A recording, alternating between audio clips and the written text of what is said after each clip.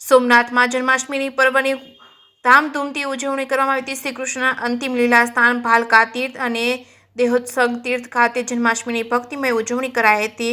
સોમનાથમાં ભગવાન શ્રી કૃષ્ણચંદ્ર પરમાત્માના અંતિમ લીલા સ્થાન એવા ભાલકા તીર્થ તેમજ શ્રી કૃષ્ણના દેહોત્સવ તીર્થ ગોકુલધામ ખાતે જન્માષ્ટમી પર્વની વિશેષ ઉજવણી કરવામાં આવી હતી। 1.25 લાખ વિવિધ પુષ્પો અને લાઇટિંગ અને વિવિધ સુશોભનથી મંદિર તથા ગર્ભગૃહને ભવ્યતાથી શણગારવામાં આવ્યું હતું। સમગ્ર દિવસ દરમિયાન ભક્તોને શ્રીકૃષ્ણના અલૌકિક સ્વરૂપના દર્શન કરી કૃતાર્થ થયા હતા। સાથે રાત્રે શ્રીકૃષ્ણ જન્મોત્સવ નિમિત્તે ભાલકા તીર્થ ખાતે સોમનાથ ટ્રસ્ટ પરિવાર તરફથી સચિવ યોગેન્દ્રભાઈ દેસાઈ, જનરલ મેનેજર વિજયસિંહ ચાવડા દ્વારા શાસ્ત્રોક્ત વિધિ વિધાન સાથે ભગવાન શ્રીકૃષ્ણનું પૂજન કરવામાં આવ્યું હતું।